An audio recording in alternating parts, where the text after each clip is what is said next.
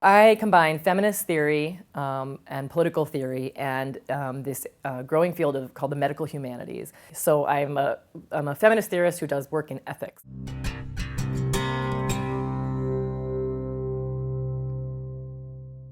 We are an agricultural state, we're a rural state, we're not a wealthy state. We are the land-grant college in the state.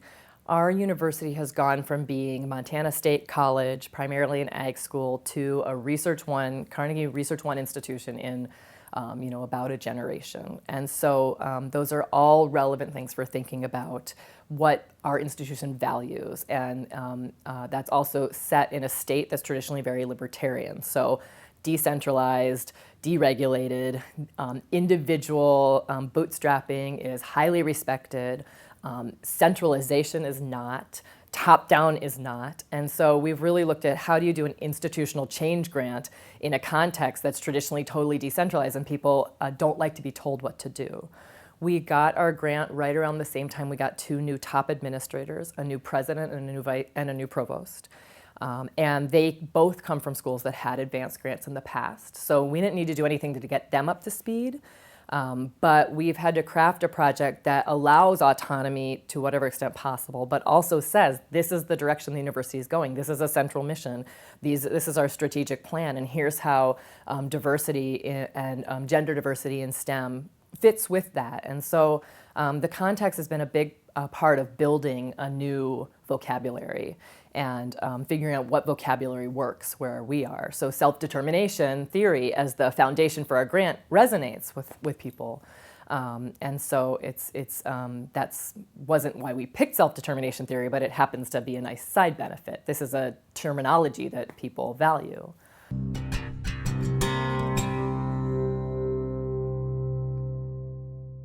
In my work, I use the feminist philosophies of relational autonomy, and that dovetails with the theoretical framework we use in our advanced grant self-determination theory, which is about enhancing relatedness, autonomy, and competence.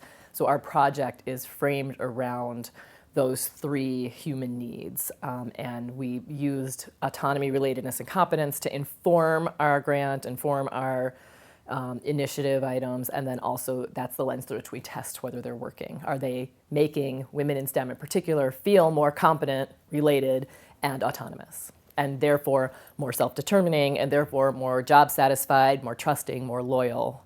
In general, are they flourishing? So self-determination is out of experimental social psychology, and it's a theory that posits there are 3 universal human needs: relatedness, competence, and autonomy. Within self-determination theory, really autonomy is the core one, and relatedness and competence contribute to it. But it posits them as 3 distinct needs that all humans have to have met. Self-determination theorists have tested that theory in various organizational contexts, business, medicine, and other contexts. They've never really tested it in academia. So we're positing that a self-determined academic environment will have the positive benefits that they've seen in other contexts, particularly job satisfaction and productivity and happiness.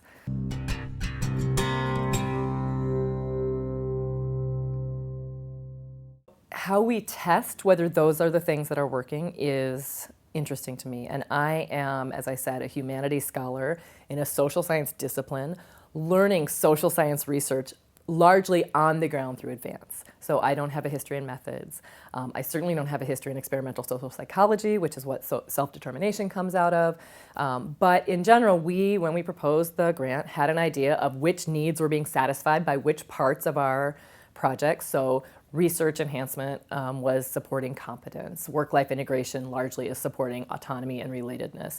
And so we posited needs, and then we ask people questions that get at whether those needs are being satisfied in our climate surveys and in our various qualitative interviews. So right now we have a paper we're working on about our promotion and tenure process, which is a highly unautonomous process. So you take a context that has almost no autonomy, we know that's not the value at work there, and you look at how relatedness and autonomy and competence can come in and sort of fill in the gaps in a context where you don't have a lot of freedom and choice. So that's one way we're trying to disaggregate out some of those needs and see where we have a context where we know one need really isn't operative, can we look at how the other needs work? Different parts of the grant increase different parts, right? So different initiatives are focused on different, satisfying different needs. How do we know if it's working? I mean, broadly we know because we do an annual campus climate survey. We can disaggregate out all that data by gender and discipline, and we can look at whether job satisfaction is going up at all. And if it's not, we can piece out why it might not be, and if it is, we can piece out why it is. So we can look at, how many advanced activities did this person participate in, and we can trace dedicated survey takers over time. So we can look at the same person by number, right, who took a survey in 2012, 13, 14, 15. And then we can sort of trace their job satisfaction. And so we can see that people who participated in advance, women or men, overall were more job satisfied in year 2 than year 1. So we can start to posit that contact with advance helps. And then we can piece that out by what kind of contact was it and how much contact was it. And we can use that data to make arguments that the interventions are succeeding.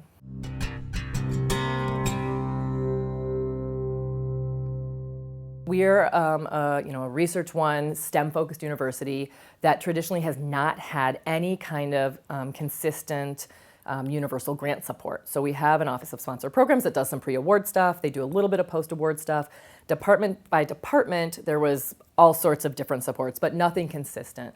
So what we've introduced for women in STEM is a number of research enhancement supports, like a boot camp, like networking, mentoring, various kinds of trainings, idea sandboxes, things that provide them with the skills they need to be research successful. So that's an example of an intervention that says, hey, this is a university that values research competence. That's what makes you feel like you're succeeding here. So here is a structure of support that will help you be a competent researcher, because not everyone comes in wanting to continue the project they did, having been a PI on a grant before, worked in a certain agency, collaborated interdisciplinarily. Some people have those skills, some don't, but you shouldn't have to figure it out on your own if you don't, or hope that those mentoring networks just happen. That traditionally hasn't worked out very well for women in STEM. So we've tried to put some of that into place to help them create those networks and get the training they need so that it's collaborative and it's efficient.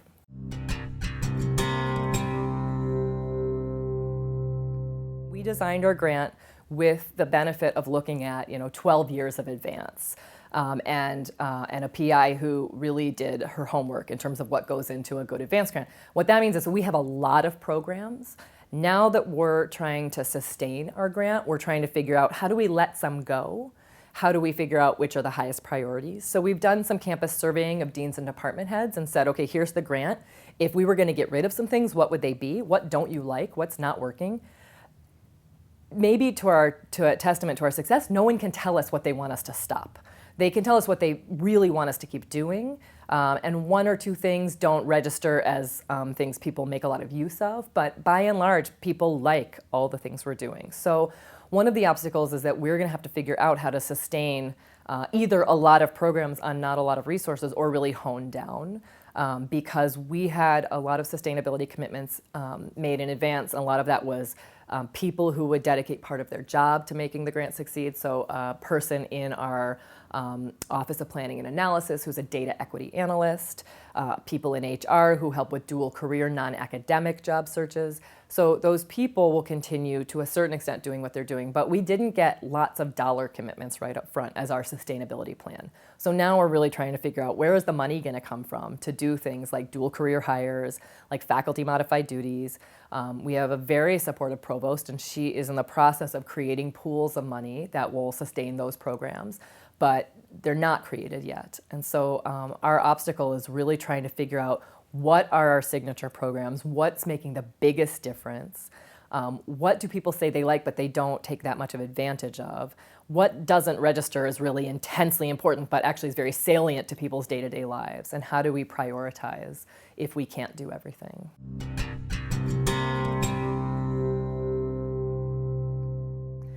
I feel like I'm still in the advice gathering stage, right? So we're in the beginning of the 4th year of a 5-year grant, and I still feel like I want people to tell me the secret bullet, right? What makes these things work? So I'm not sure what advice I would give people. Get $2 million committed up front. I just heard someone downstairs tell me that they got that commitment up front, and I thought, oh, that's amazing. That's really unique. Mostly these grants don't happen that way. So what advice would I give them? I mean, I think really find other good advanced advocates out of your university who can help your university understand what needs to happen for you to succeed.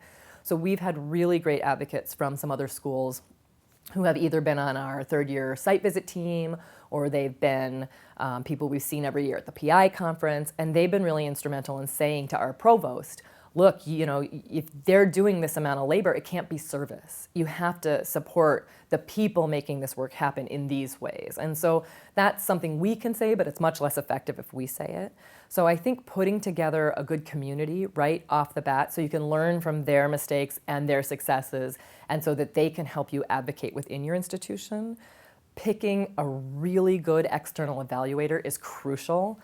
I would never pick an external evaluator who wasn't already familiar with advance, because they have a lot of that working knowledge. I'm sure there are great external evaluators who don't come from the advance community, but our external evaluator has served on a number of advance grants as an evaluator, and she's just been instrumental in helping articulate to our institution, you know, here are the things you might want to think about as you're sustaining these things. Here's what's going to work. Here's where you're really succeeding compared to other advanced programs, and here's where you could maybe do a little better.